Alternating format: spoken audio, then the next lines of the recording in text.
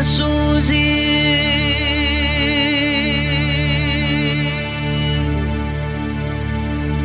तुम ही हमारे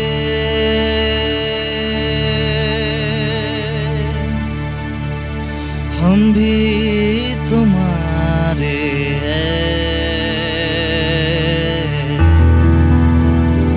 हम भी तुम्हारे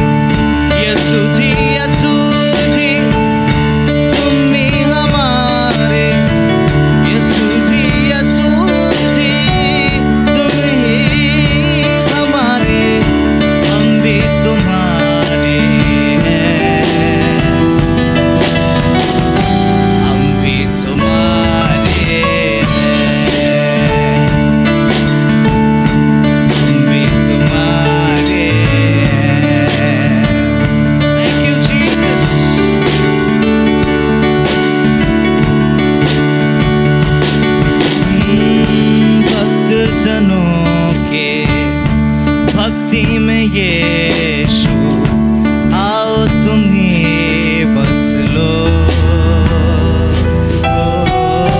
तुम ही हमारे तारणहारा दिल में तुम ही बस लो भक्त जनों के भक्ति में यीशु आओ तुम ही बस लो तुम ही हमारे तारणहारा दिल में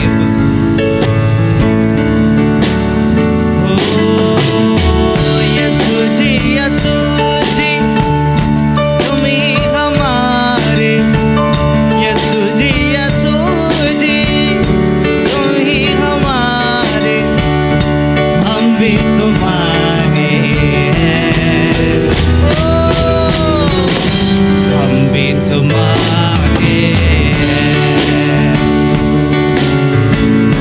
हम भी तुम्हारे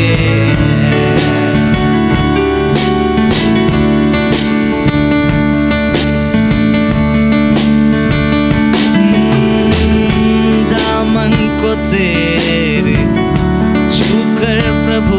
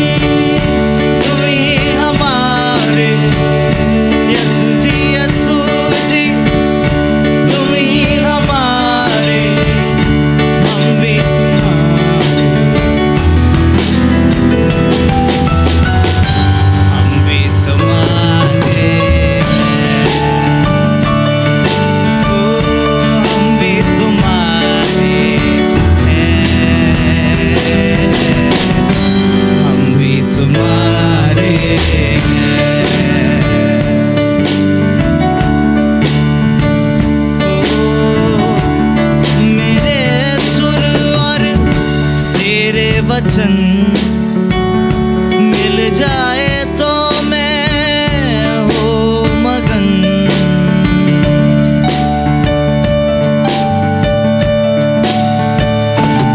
ओ मेरे सुर और तेरे वचन मिल जाए तो मैं हो मगन, हो मगन तो मैं गाऊं भजन।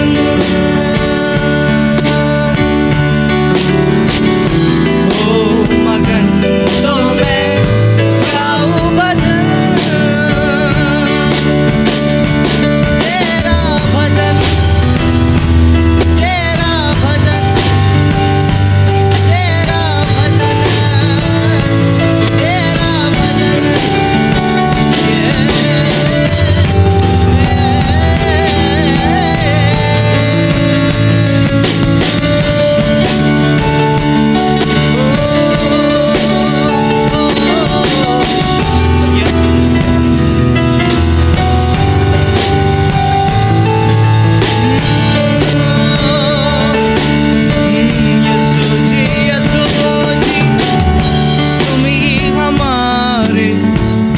यीशु जी, यीशु जी तुम ही हमारे, हम भी तुम्हारे। ओ हम भी तुम्हारे, ओ हम भी तुम्हारे। यीशु जी हम भी तुम्हारे, ओ हम भी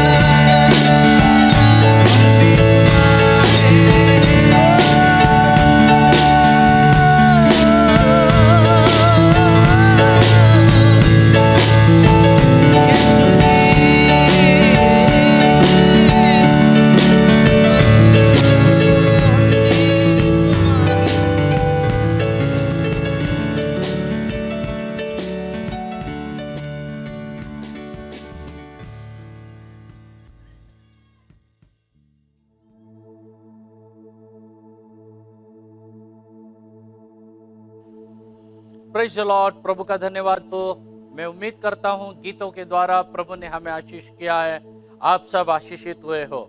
अब हम परमेश्वर के वचन की ओर जाएंगे। देखिए, हर वक्त परमेश्वर का वचन नए नए रीति से हमें आशीषित करता है। आज भी हम पढ़ेंगे। मैं आज आपको दाख लता के बारे में बताना चाहता हूँ, जिसे इंग्लिश में वाइन कहते हैं और हिंदी में दाख की बारी कहते हैं या दाख लता कहते हैं। तो हम पढ़ेंगे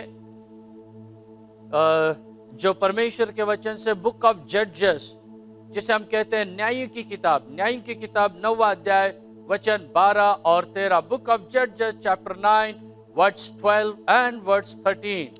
फिर वृक्षों ने दाखलता से कहा, तू आकर हम पर राज्य कर। दाखलता ने उनसे कहा, क्या मैं अपने नए मधु को छोड़ूं, जिससे परमेश्वर और मनुष्य दोनों को आनंद होता है, वृक्षों की अधिकारिणी होकर इधर उधर ढोलने को चलूं? तो यहाँ पर दाखलता के बारे में लिखा है कि दाखलता को एक दिन ये सारे जो कांटे हैं, कांटों का पेड़ गया और दाखलता से कहने लगा, आ और हम पर तू राज्य करने लग। तो उस समय दाखलता कहता है, नहीं भाई, मैं तुम पे तो राज्य करने का नहीं, क्योंकि मैं मनुष्य को और परमेश्वर को आनंद करता हूं, मैं उनको प्रसन्न करता हूं, मैं क्या तुम पर राजा नहीं बनता। तो प्यारे भाइयों बहनों, ये जो दाख की बारी है या दाख लता है, वो आपको और मुझे दर्शाता है। ये दाख लता जो यहां हमने पढ़ा है, वो हमारी निशानी, वो हमारी ओर संकेत करता है।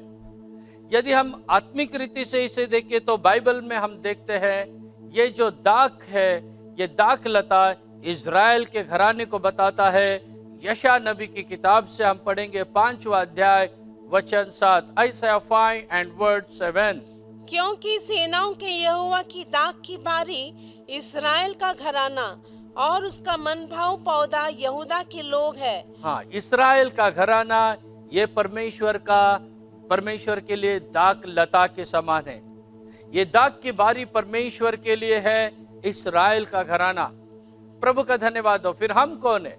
हम आत्मिक इस्राएल है। हम शारीरिक इस्राएल नहीं है, लेकिन हम आत्मिक इस्राएल है। यीशु मसीह की सलीबी मौत के द्वारा हमें लेपालक का अधिकार मिला और हम उसके आत्मिक बच्चे हैं। तो ये जो दाख की बारी है, सबसे पहले नूह ने दाख की बारी लगाई। वो उत्पत्ति 9वां अध्याय का 20वां वचन में पढ़ा है, हम वो नहीं पढ़ेंगे, लेकिन 9वां अध्याय के 20वें वचन में सबसे पहले नूह ने दाख की बारी लगाई है। प्रभु का धन्यवाद हो। यीशु ने भी ऐसे कहा था कि सच्ची दाखलता मैं हूं और आप, मैं, हम सब उस दाखलता की टहनियां हैं। We are branches and he is vine. प्रभु का धन्यवाद हो। वो भी आप पढ़ सकते हैं, यूहन्ना की किताब 15 अध्याय उसके पहले वचन में हम पढ़ सकते हैं। हम हर एक जन उसमें रहकर हम फल देने वाले बनना चाहिए। हम हर एक जन उसमें बने रहना है और उसके बाद हम फल देना है, क्योंकि वो हमारी दाख की बारी है। प्रभु का धन्यवाद हो। तो हम पढ़ेंगे अब आगे दाख की बारी से अपने जीवन की हम तुलना करने वाले हैं। तो बाइबल में दाख की बारी के 7 प्रकार के शत्रु दिए हैं। यदि आप और मैं, हम दाख की बारी है, तो जरूर हमारे लिए भी 7 शत्रु है। हमारे लिए भी 7 शत्रु होंगे। तो पहला शत्रु कौन सा है? हम वो जो परमेश्वर के वचन से भजन 78 उसका 47 में पढ़ सकते हैं। Psalm 78 एंड वर्ड्स 47 हम पढ़ेंगे कि ओले और जो बर्फ है वो उसके दुश्मन है। किसके? दाख लता के शत्रु, हेल एंड फ्रोस्ट। तो ये जो है दाख लता के शत्रु है। हम पढ़ेंगे उस वचन को, भजन 78 78 वर्स 47। उसने उनकी दाख लताओं को ओलों से और उनके गुल्लर के पेड़ों को बड़े बड़े पत्थर बरसाकर नाश किया। देखिए, यहाँ पर लिखा है जो दाख की बारी को ओलों से नाश किया गया है। ओला कहने से क्या? ये ओले कहने से बर्फ। आइस, जो ठंडा अनुभव को बताता है। तो ठंडा अनुभव हमारे स्पिरिचुअल लाइफ के लिए बहुत ही घातक है। ठंडा अनुभव हमारे लाइफ में कदापि आने न पाए। जब ठंडा आ जाएगा, वो दाख की बारी पूरी नाश हो जाएगी। मैंने कहा शुरू में, हम दाख लता है, हम दाख है। अगर हम ठंडा अनुभव को जगह देंगे तो जैसे हमने यहां पढ़ा था, वो ऐसे हमारा भी लाइफ नाश हो सकता है।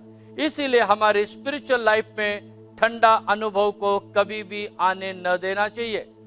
यीशु मसीह ने भी मत्ती रचित सुसमाचार उसके 24वें अध्याय में और वचन 20 में लिखा है, हमारे लाइफ में वो ठंडा अनुभव के समय प्रभु का आगमन होने न पाए। हम पढ़ेंगे मैथ्यू 24 एंड वर्ड्स 20।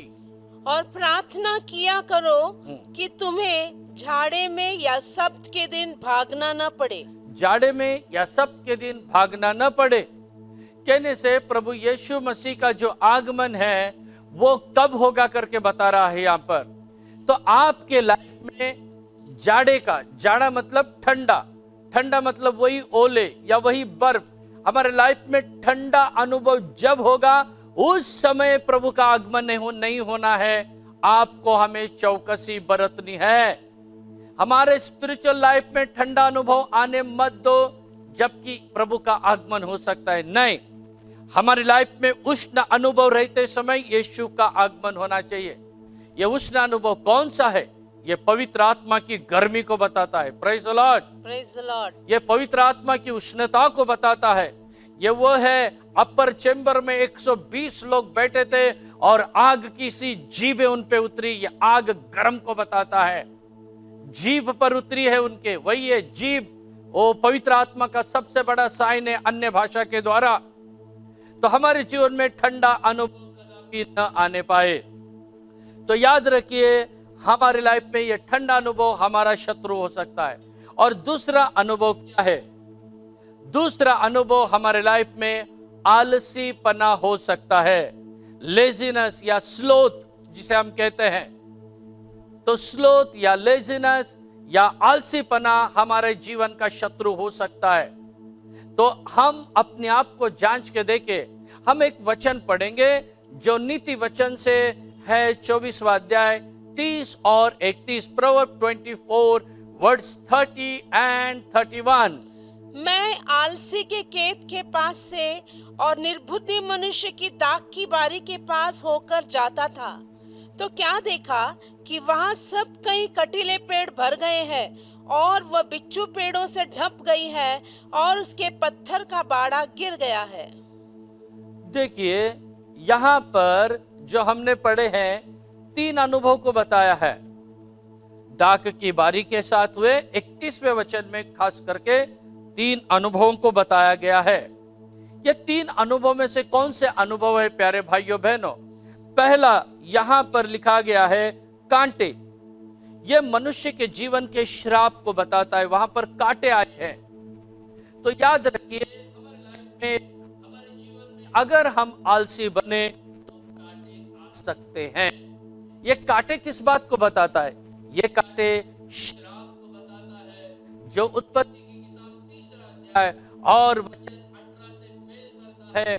वहां परमेश्वर ने आदम को दी हुई एक श्राप है। पढ़ेंगे 3:18 जेनेसिस 3:18। और वह तेरे लिए कांटे और उटकटारे उगाएगी और तू खेत की उपज खाएगा। यहाँ पर लिखा है, जो भूमि तेरे लिए कांटे और उटकटारे उगाएगी। तो ये कांटे के अनुभव से हमें दूर रहना है। आप और मैं दाख हैं, हम दाख की बारी है। Praise the Lord, praise the Lord. हम उस दाख की बारी से जुड़े हुए टहनियां हैं। We are branches and he is vine. हम उसके साथ कनेक्ट है। याद रखिए, अगर हम उससे दूर हो जाते हैं तो यह शत्रु हम पर आक्रमण करेगा। कांटे आ सकते हैं हमारे लाइफ में, उससे हम सावधान रहे। ये कांटे किस बात को बताता है? ये श्राप को बताता है, जो परमेश्वर ने पहला मनुष्य आदम के लाइफ में दिया हुआ श्राप है। ये श्राप का काम क्या है? श्राप का ये कांटे का काम क्या होता है? ये कांटे का काम होता है टोचना। हाँ, कई बार हमारे स्वभाव से हम दूसरों को टोचते हैं। हमारे बातचीत से हम टोचते हैं, हमारी क्रिया से हम टोचते हैं, परमेश्वर को टोचते हैं। इस अनुभव से हमें छुटकारा पाना है। प्रभु का धन्यवाद, प्रभु की स्तुति हो। तो इस श्राप से छूटने का मार्ग है। अगर यदि हम परमेश्वर के पास जाते हैं, बाइबल में बाद में पढ़ के देखिए, भजन 107, 37 और 38 में बहुत सफाई से लिखा। हम पढ़ेंगे उसको, Psalms 107 वर्स 37 एंड 38।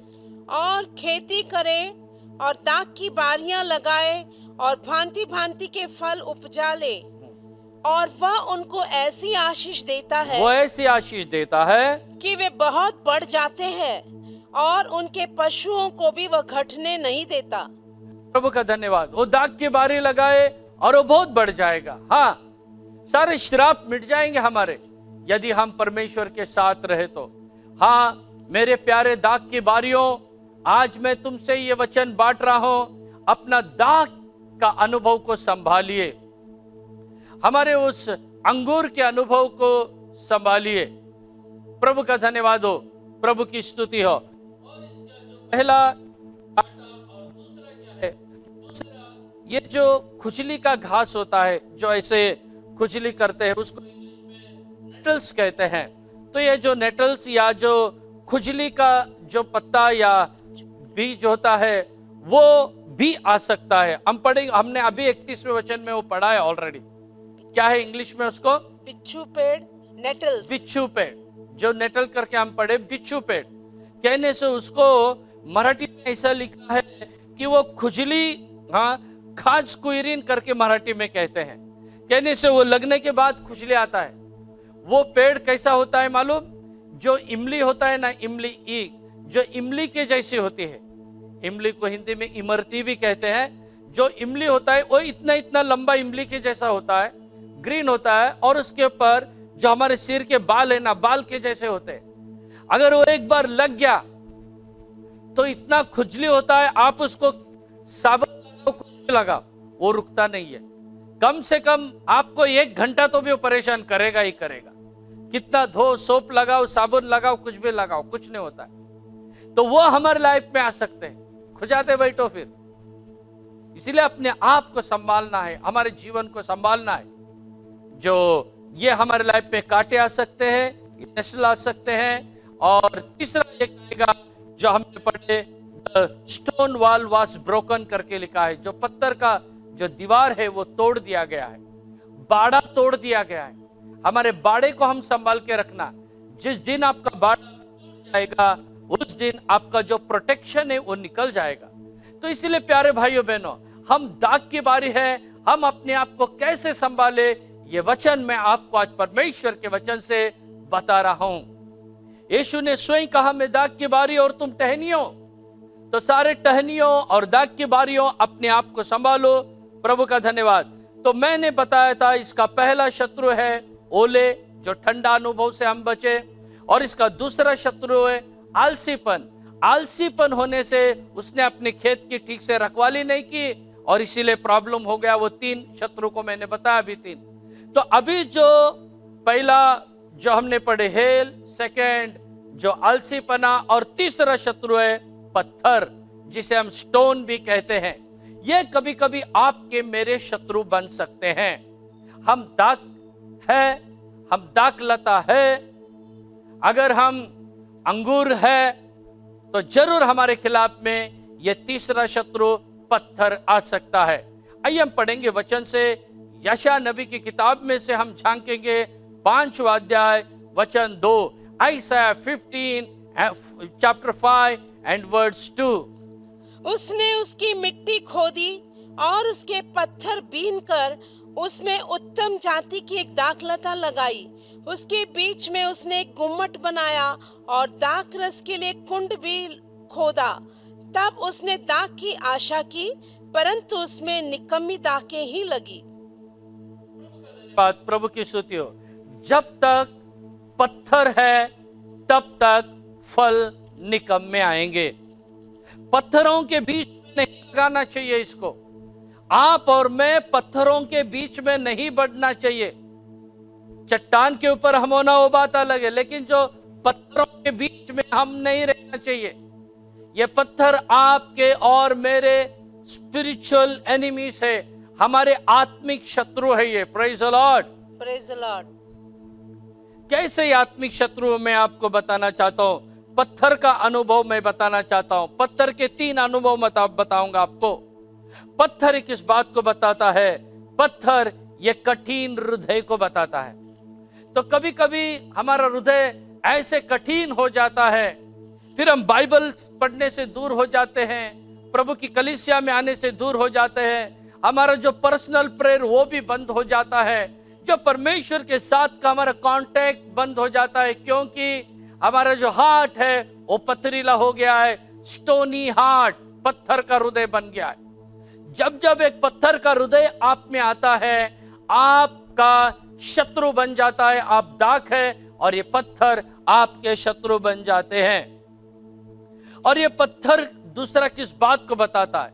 दूसरा ये पत्थर बोझ को बताता है, हेवी बर्डन को बताता है। तो कभी कभी हमारी जो चिंताएं हैं, हम विचार करते हैं कि भाई मेरा आगे कैसा होगा, मेरे परिवार का कैसे होगा, मेरे पत्नी का कैसे होगा, मेरे पति का क्या होगा, मेरे बच्चों का क्या होगा, मेरे बिजनेस का क्या होगा, मेरा आगे क्या होगा, ये मुझे बीमारी हो गई, अब मेरा आगे क्या होगा। जब जब आप ऐसे सोचते हो, इसका मतलब तब आपने वो पत्थर को उठाया है, बोझ को उठा लिया है। प्रभु का धन्यवाद। तो जब जब ये बोझ रूपी पत्थर आप में रहेगा, आप में कभी भी अच्छे फल नहीं आएंगे, निकम्मे फल आएंगे। तो ये पत्थर हमारा शत्रु बन सकता है यदि हम ज्यादा विचार करें, ज्यादा सोचे। तो आज इसे छोड़ दो, आज इसे निकाल दो। हमें इस पत्थर को उठा के बाहर फेंकना है, जो कि हमारे स्पिरिचुअल लाइफ का थर्ड एनिमी है, तीसरा शत्रु है ये दाखलता का। इसे निकाल के फेंक दो। और भी इस पत्थर का मैं तीसरा अनुभव बताता हूं, शक को बताता है। It indicates doubt. ये शक को भी दर्शाता है। कैसे संदेह को दर्शाता है, शक को दर्शाता है? क्योंकि बाइबल में हम पढ़ते हैं, जब प्रभु यीशु मसीह बेथानी में गए और लाजरस को उठाने पर थे, उन्होंने कहा पत्थर कब्र पे से हटाओ। तब लोग कहने लगे, चेले कहने लगे, वहां के लोग, इवन मार्था मरियम कहने लगे, अभी तो उसके अंदर से बदबू आएगी, अभी मर के 4 दिन हुआ है। Praise the Lord. Praise the Lord. Doubt, शक। हमारे अंदर भी कभी कभी शक आता है, डाउट आता है। याद रखिए, अगर प्रभु आपके साथ है तो वह सब कुछ करेगा।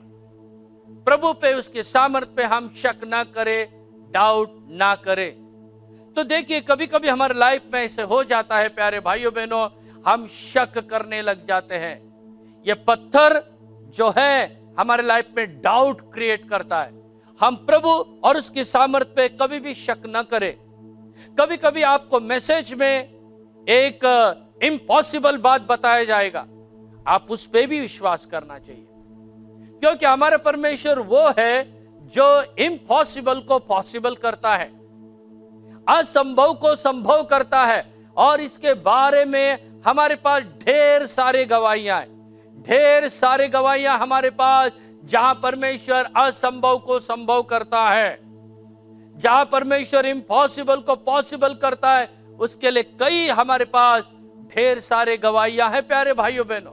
तो इसीलिए आज भी आपके लाइफ में अगर कुछ ऐसी बात है, तो ये जो शक की आत्मा को आप दूर करो, डाउट की आत्मा को दूर करो, और प्रभु परमेश्वर काम करने के लिए एक रास्ता दे दो। उसके लिए वो जरूर काम करेगा और आपके लाइफ से ये सारे डाउट्स को दूर करेगा।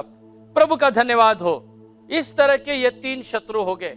अब मैं आपको इस दाखलता का चौथा शत्रु बताना चाहता हूं।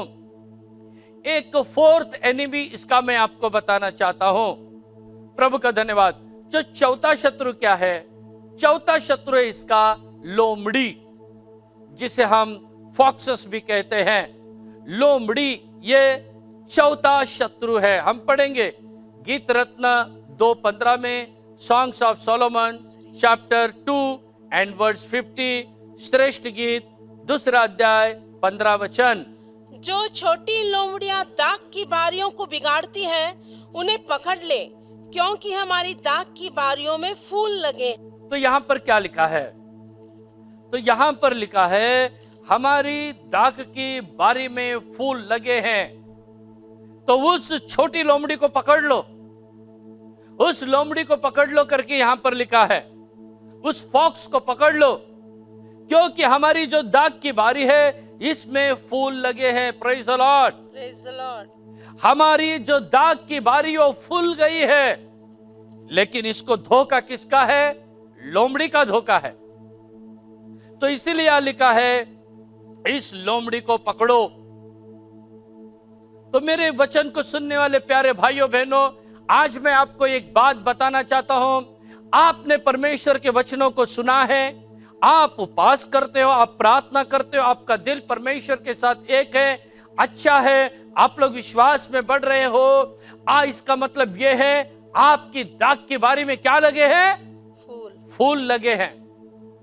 लेकिन अभी आपको सावधान होना है उन छोटी लोमड़ियों से, क्योंकि वो छोटी लोमड़ी आपके बाग में आ जाएंगे और आपके सारे फूल को खा जाएंगे, आपके दाख की बारी को नाश करेंगे और उसमें फल आपको कभी भी नहीं मिलेगा। ये छोटी लोमड़ी दाख की बारी के बड़े शत्रु है। ये छोटी लोमड़ी कहने से क्या? ये छोटी लोमड़ी कहने से सारे झूठे मित्र, आपके झूठे मित्र कभी कभी आपके लिए ये झूठी लोमड़ी बन सकते हैं। मैं एक भाई को जानता हूं, वो और उसकी पत्नी, तो उसकी पत्नी के एक सहेली थी। वो पत्नी की सहेली और उसका हस्बैंड तो अपनी सहेली के घर में उसके हस्बैंड के पास मिलने के लिए आए, और उन लोग मिलने के लिए आए, ये पति पत्नी और ये पति पत्नी, ये दोनों सहेलियां हैं। ये भाई लोग अपने आप को जानते नहीं, लेकिन ये दो स्त्री लोग कौन है? सहेलियां, अपने बेस्ट फ्रेंड है। तो उसमें से एक बहन उस दूसरे बहन को पहचानने में गलती की, दूसरी सहेली को पहचानने में गलती की। मैं शॉर्ट में बता रहा हूं। फिर इनका ऐसे बातचीत बढ़ता गया और सब अच्छा संबंध होता गया, और बाद में नतीजा क्या हुआ मालूम है?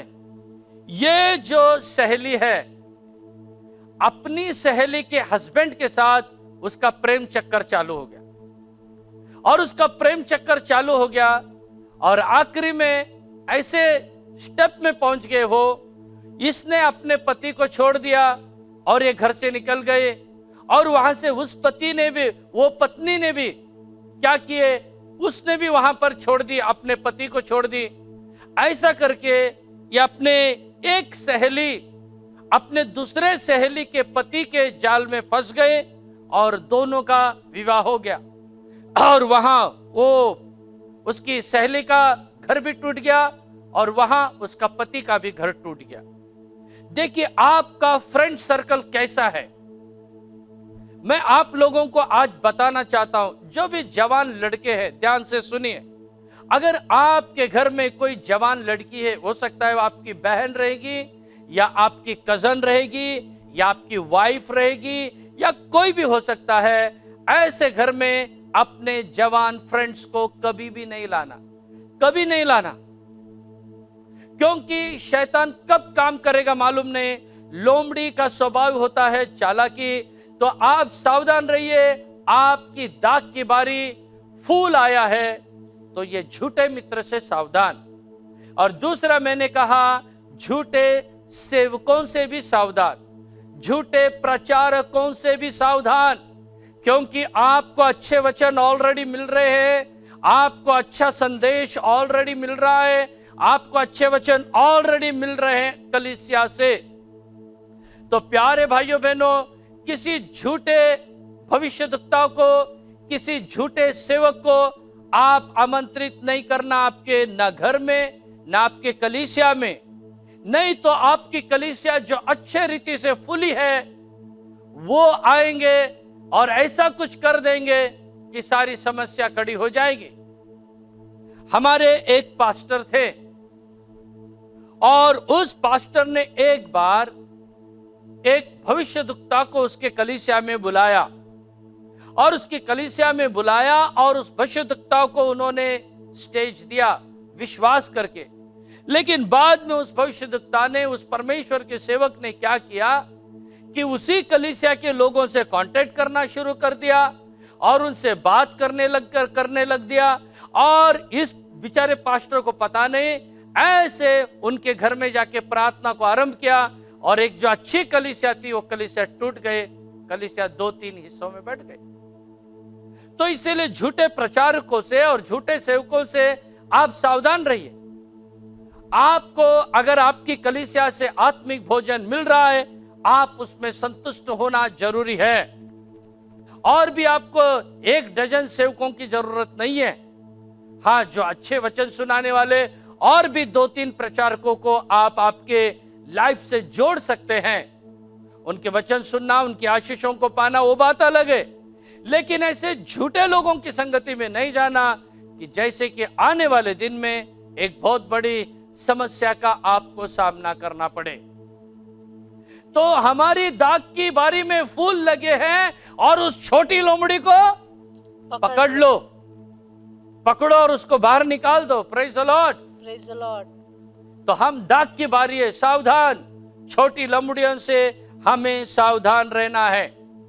ये हुआ हमारे जो 4 शत्रु।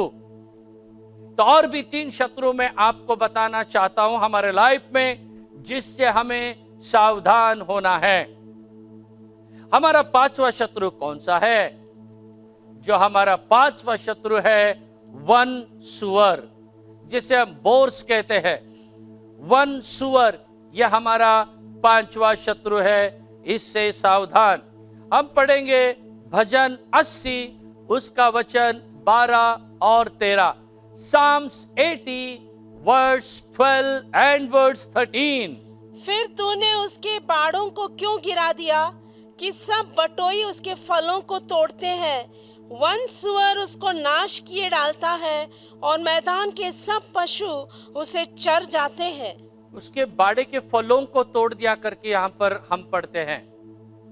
प्रभु का धन्यवाद। जब बाड़ा तोड़ दिया जाता है तो वहां पर लिखा है बटोई फल तोड़ते। बटोई कहने से क्या, जो रास्ते से आने जाने वाले उन्हें बटोई कहते हैं। तो ये बटोई फल तोड़ते। और आगे ये भी लिखा है कि जंगली सुअर, वहां पर वन सुअर आ जाते हैं फल खाने के लिए। तो ये वन सुअर कभी कभी हमारी दाख की बारी में आएंगे। हम दाख की बारी में हैं और ये वन सुअर कभी कभी हमारी लाइफ में आ सकते हैं। तो प्यारे भाइयों बहनों, वन सुअर किस बात को बताता है? यदि हम लेवी की किताब 11 अध्याय वचन 3 को देखें तो वहां पर ये जो है अशुद्ध जीवन को बताता है। अशुद्ध प्राणी है ये जो सुअर है, अशुद्ध प्राणी है। 11 का 3, लेवी 11 का 3 को हम पढ़ेंगे और उसके बाद 7 को भी पढ़ेंगे। पशुओं में से जितने चिरे व फटे कुरे के होते हैं और पागुर करते हैं उन्हें खा सकते हो, और सुअर जो चिरे अर्थात फटे खुर का होता तो है परंतु पागुर नहीं करता, इसलिए वह तुम्हारे लिए अशुद्ध है। हाँ, यहाँ पर लिखा है सुअर, ये तुम्हारे लिए कैसा है? अशुद्ध, अशुद्ध है। तो ये अशुद्ध बातें हमारे लाइफ में आएंगी।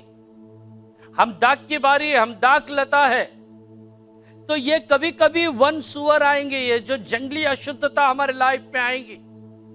तो इससे हमको सावधान होना है, चौकस होना है।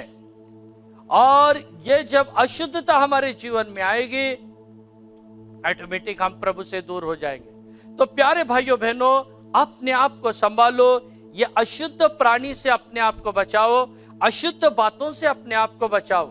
यह अशुद्ध प्राणी, यह अशुद्ध जीवन हमें परमेश्वर से दूर लेके जाएगा। हम अशुद्धता के लिए नहीं, हम शुद्धता के लिए बुलाए गए हैं। तो आगे जो 6वां इसका शत्रु है वो भी मैं आपको बताना चाहता हूं। जो ये 6वां बात में बताने से पहले ये 5वां बात का और एक बात मैं आपको बताना चाहता हूं। देखिए घुसेंगे या वन सुअर अंदर घुसेंगे जब बाड़ा तोड़ दिया जाता है। तो ये बाड़ा क्या है?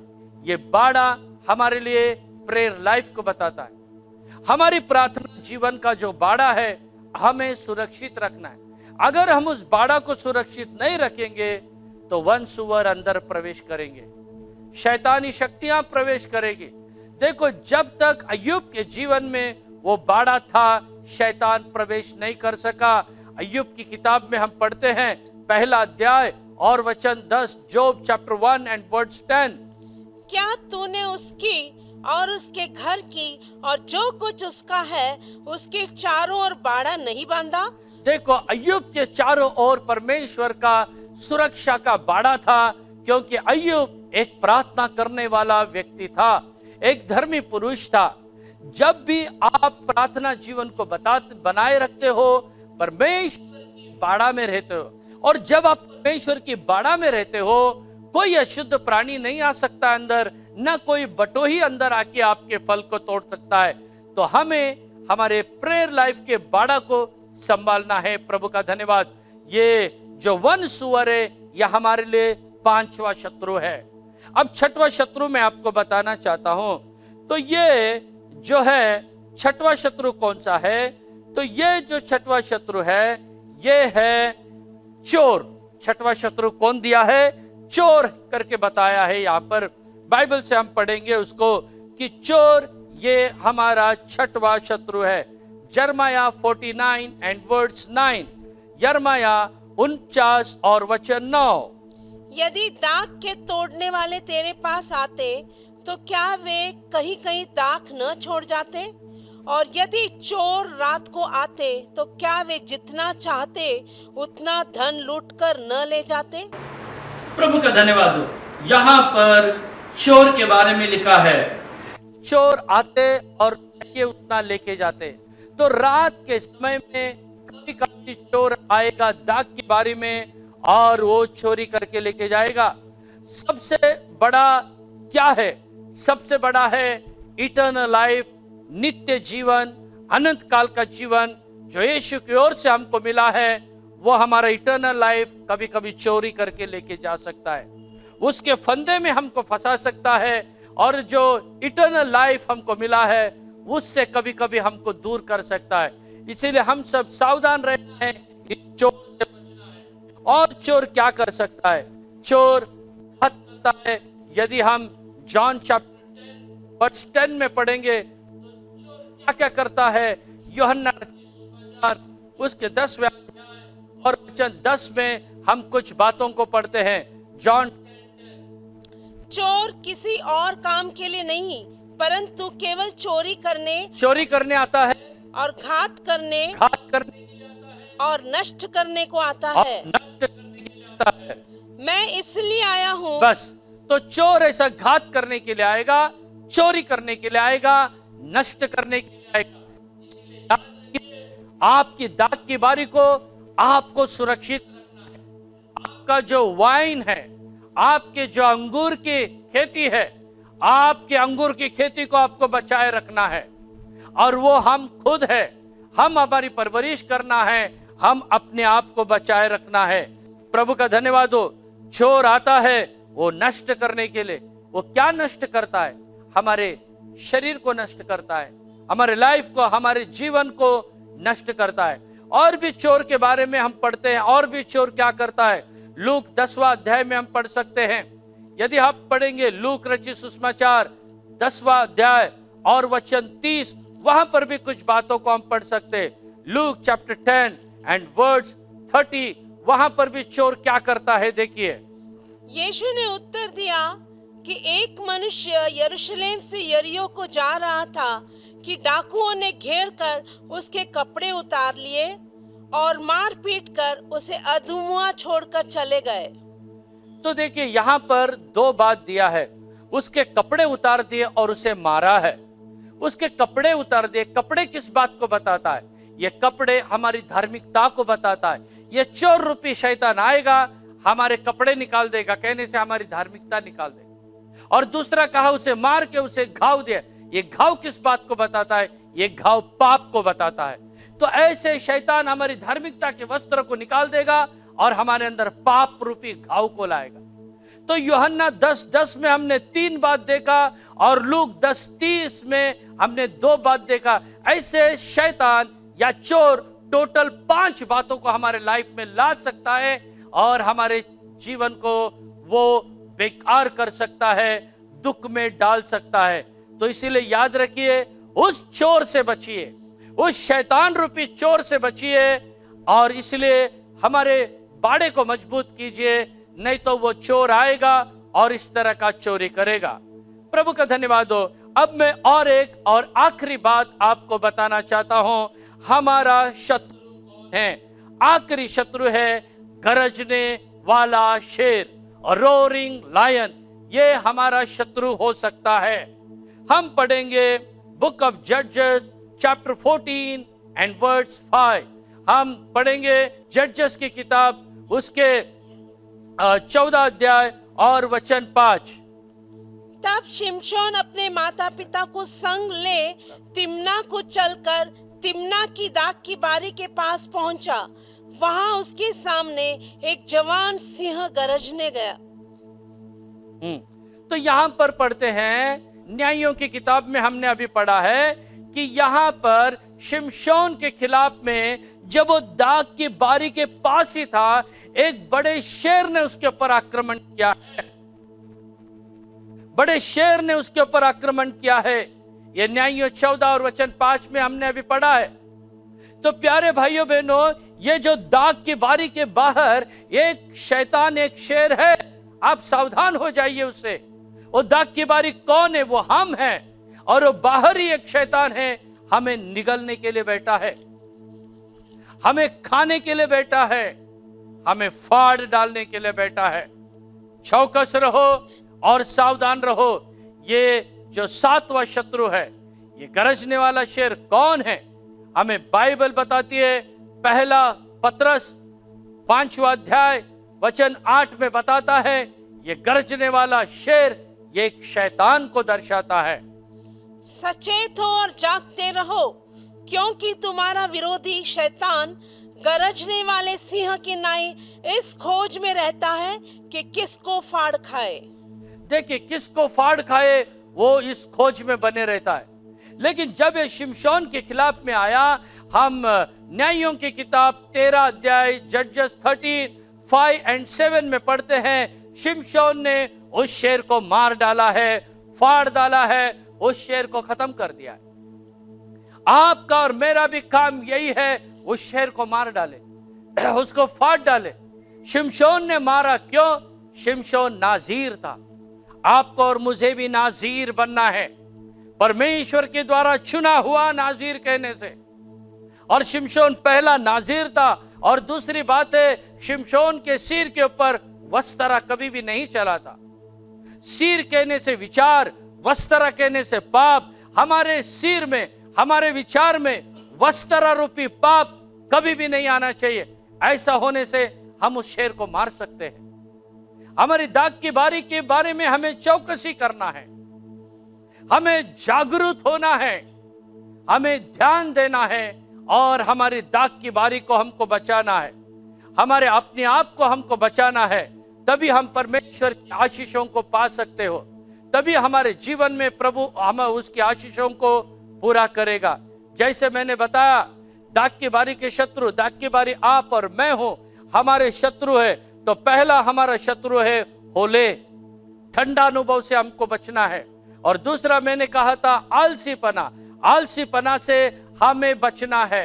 और तीसरा मैंने कहा था कि जो चट्टाने, पत्थर है, उससे हमें बचना है। और चौथा मैंने कहा था छोटी लोमड़ियां, वो हमारे शत्रु है, हमें बचना है। और 5वां शत्रु मैंने कहा था वन सुअर, उससे भी हमें बचना है। और 6वां हमने देखा था चोर है, चोर से बचना है। और उसके बाद हमने देखा था आखिरी गरजने वाला शेर, वो भी हमारे शत्रु है, उससे भी हमें बचना है। तो परमेश्वर आपको संभालने के लिए शक्तिमान है। आज का जो हमारा टॉपिक था, हम दाखलता है, हम दाखलता है। परमेश्वर का घराना कहने से ये दाखलता जो है वो इज़राइल परमेश्वर का घराना है। आप और मैं आत्मिक इस्राएल, हम भी परमेश्वर के घराने हैं और हमारे खिलाफ में ये 7 शत्रु कभी भी आक्रमण कर सकते, एनी टाइम। मेरे प्यारे में भाइयों और बहनों, अपने अनुभव को संभाल के रखो। आइए अपने जीवन को हम समर्पण करेंगे, आइए अपने लाइफ को हम प्रभु के हाथ में अभी देंगे। हम प्रार्थना करेंगे, परमेश्वर हमें संभाले। प्यारे प्रभु, धन्यवाद करते आज के आशीषित दिन के लिए। धन्यवाद प्रभु जी, हमारे गीतों की सेवा आपने आशीष किया, गीत गाकर आप में खुशी मनाने के लिए आपने मदद किया। धन्यवाद करते प्रभु जी, आत्मा का भारी अभिषेक हम पर उंडेला, इसलिए धन्यवाद करते प्रभु। आज भी आपके वचनों के द्वारा आपने हमसे मुलाकात किया, इसलिए हम धन्यवाद करते प्रभु जी। आपने हमें दाग की बारी होकर लगाया। हमने देखा कि दाग की बारी यानी इस्राएल का घराना, हमें आपने आत्मिक इस्राएल बनाया है प्रभु। हमें तूने दाग की बारी होकर लगाया है प्रभु जी। हमें प्रभु फलदायी अनुभव बनाए रखने के लिए मदद कर प्रभु। जब दाग की बारी है तो उसके शत्रु भी है, हमने देखा प्रभु। उसके 7 प्रकार के शत्रुओं के बारे में आज तूने हमें सचेत किया, इसलिए हम धन्यवाद करते प्रभु। इन शत्रुओं को हमारे जीवन में अनुमति न देते हुए जीवन बिताने के लिए हमें कृपा दे प्रभु जी। हमने देखा ओले यानी ठंडापन हमारे जीवन का शत्रु है प्रभु। हमारे जीवन में, आत्मिक जीवन में पवित्र आत्मा के गर्मी को बनाए रखने के लिए हमें कृपा दे प्रभु जी। सारे ठंडे अनुभव से हमें बचाए रख प्रभु। हमने देखा कि आलस इसका शत्रु है, हमारा शत्रु है प्रभु जी। आलस रहने से हमारे जीवन में कांटे का अनुभव होता है प्रभु। सारे श्रापित अनुभव हमारे जीवन से दूर कर एक आशीषित जीवन बिताने के लिए मदद कर। हमने देखा पत्थर इसके लिए शत्रु है हमारे जीवन में। पत्थर रूपी अविश्वास को, सब प्रकार के बोझ को, सब प्रकार के कठिन दिल को हमारे जीवन से दूर कर प्रभु जी। धन्यवाद धन्यवाद। हमने देखा कि वनस्वर, छोटी लोमड़ी इसके हमारे जीवन में शत्रु है। सब प्रकार के छोटी लोमड़ी को हमारे जीवन में पकड़ने के लिए हमें कृपा दे प्रभु जी। हमारे जो झूठे मित्र हैं उनसे दूर रहने के लिए, झूठे उपदेशों से, उपदेशकों से, झूठे भविष्यद्वक्ताओं से सचेत रहने के लिए, दूर रहने के लिए हमें कृपा दे प्रभु जी। हमने देखा वनस्वर हमारे जीवन के लिए शत्रु है, जो बाड़े को गिराती है, फलों को नाश करती है। ऐसे सारे अनुभव से हमें बचने के लिए मदद कर प्रभु। हमें कृपा दे प्रभु जी। हालेलुया, धन्यवाद। हमने देखा कि गरजने वाला सिंह और चोर हमारे शत्रु है। शैतान चोर की मानिंद हमारे आशीषों को प्रभु जी छीन लेता है, हमारे जीवन को नाश करता है प्रभु। हमें अधमुआ कर छोड़ देता है, इसलिए उसे बचने के लिए हमें कृपा दे प्रभु। सब प्रकार के गरजने वाले सिंह शैतान से हमें बचने के लिए प्रभु तेरी आत्मा की बल, तेरा भारी अभिषेक हमें दे प्रभु जी। हालेलुया। सुने वचनों के अनुसार एक सचेत जीवन बिताकर तेरे नित्य राज्य के लिए तैयार होने के लिए हमें, हमारे सारे प्रिय लोगों को मदद करो। आत्मा, प्राण, शरीर आपके बलवंत हाथों में समर्पण करते यीशु के नाम से मांगते हैं, आमीन। Now may the grace of our Lord Savior Jesus Christ, love of the Father, and sweet fellowship of the anointing of Holy Spirit rest and abide with us all, now and until Jesus comes in His glory. आमीन। Amen. Praise the Lord. प्रभु आपको आशीष करे। प्रभु का धन्यवाद हो।